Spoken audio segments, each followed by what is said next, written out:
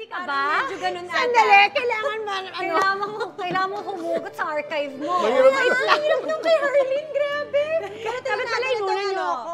Mahirap Itong tapatan yun. lesson ni Mars G, ano bang naganap sa kanyang iyak-tawa moments? Okay, let's see. Nawala man siya noon sa aking tabi, kami pa rin naman hanggang sa huli. Ba't mo naman nasabi tungkol kay Archie yan? Iba. Ay, iba! Sino nagsabi? Si Archie.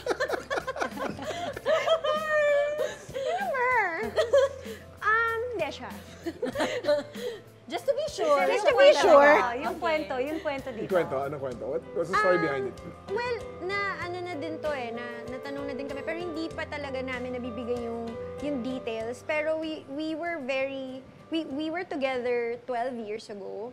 And 2010 to 2012 kami. Pero sobrang away, bate. Tapos, you just kind of know ako. I mean, hindi naman niya sasabihin na sinisiraan ko siya dito. Kasi alam naman, ano siya, matinik. Matinik. Matinik. Alam na natin yan. No? Matinik. Alam naman. Pero for 7 years, I was single. Tapos, he was my last boyfriend.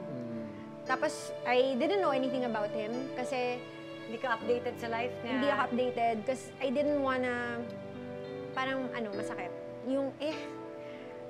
Masakit kasi, basta, asawa ko na eh.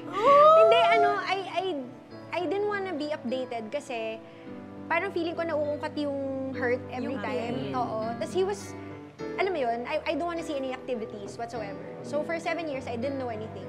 So I didn't know na nag-church na pala siya. I didn't know Naging born again na pala. na he had his own journey on, na he couldn't have went through that kung kasama niya ako. Kasi kung kasama niya ako, siguro away bate, tas naghihilahan kami pababa.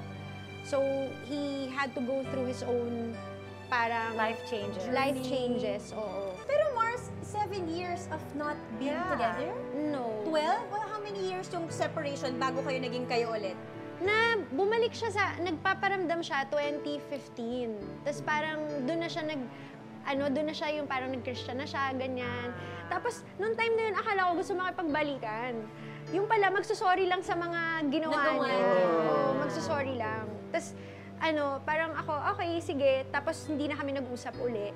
Tapos, ayun, I still can't look at him, I still can't text him or whatever. Tapos, out of the blue, after yun, a year and a half later, he asked to have coffee. Tapos? That's it. That's it. That's the beginning of the new chapter, Kuya. Yeah. And then a baby happened. Yeah. Galing naman. Ang ganda pala ng story niyo ni Archie. Hindi ko alam yan eh. Malayo na yung Archie na kilala ko before sa ngayon. Talaga.